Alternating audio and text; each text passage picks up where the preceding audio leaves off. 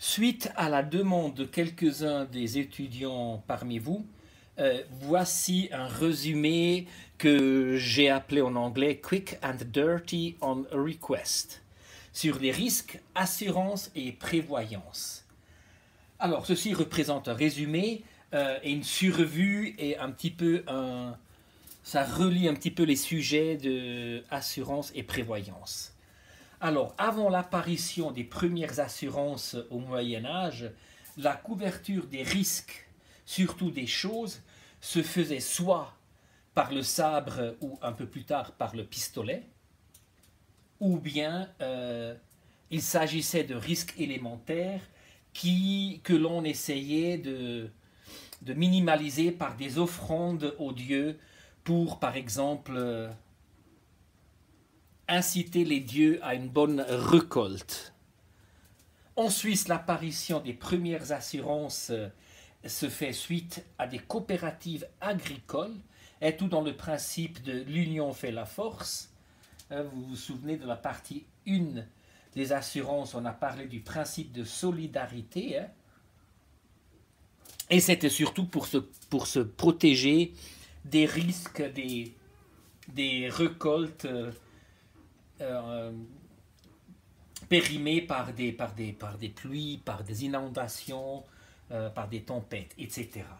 Et d'ailleurs, même aujourd'hui, l'assurance, la mobilière et la nationale, par exemple, c'est toujours des coopératives qui fonctionnent toujours dans le même principe, par le même principe en fait.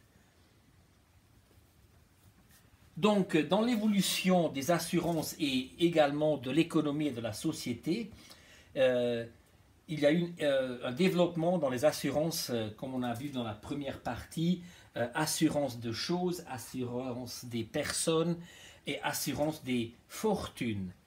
Les assurances de fortune, surtout en connexion avec le Code des obligations, article 41, celui qui cause un dégât à une personne est requis de le rétablir. Donc, naissance des obligations. Les personnes, l'assurance maladie, évidemment, l'AVS 1948 qui a été introduite.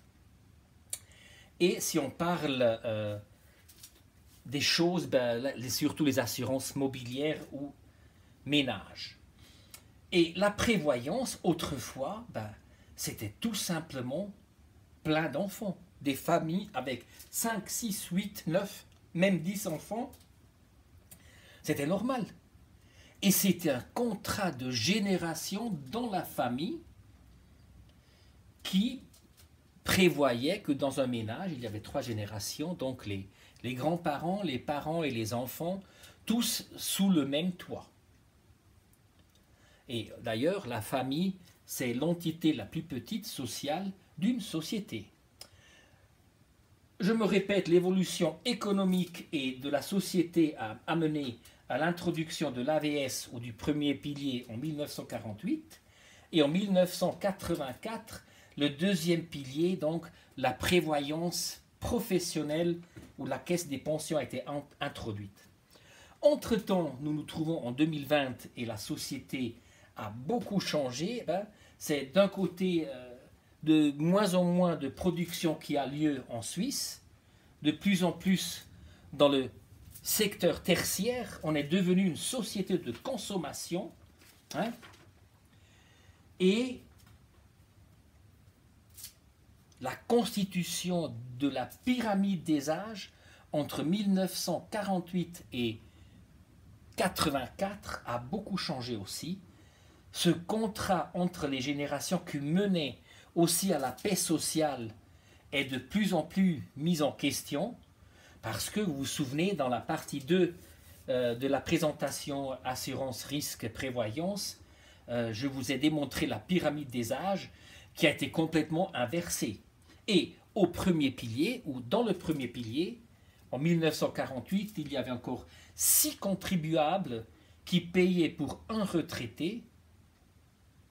1990, il y en avait 3 contribuables qui payaient pour un retraité et dans le futur, ce sera 3 contribuables qui vont devoir payer pour 2 retraités. Et ça, c'est une bombe à retardement démographique, hein. Et de manière tout neutre, l'immigration qui a eu lieu les dernières 15 années n'a pas vraiment beaucoup aidé. Et nous avons parlé également dans le passé, dans le chapitre, si je ne me trompe pas, 52 et 56, des partis politiques. La solution dans le futur ne sera pas une solution politique, mais ça sera uniquement une solution mathématique. Parce qu'il y a deux variables dans l'équitation. Il y a les rentrées, les inputs, et le output, et les sorties. Donc soit on augmente le input, soit on diminue le output.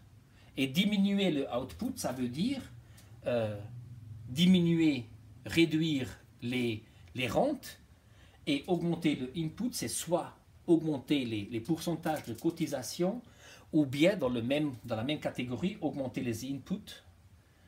Les rentrées, c'est travailler plus longtemps.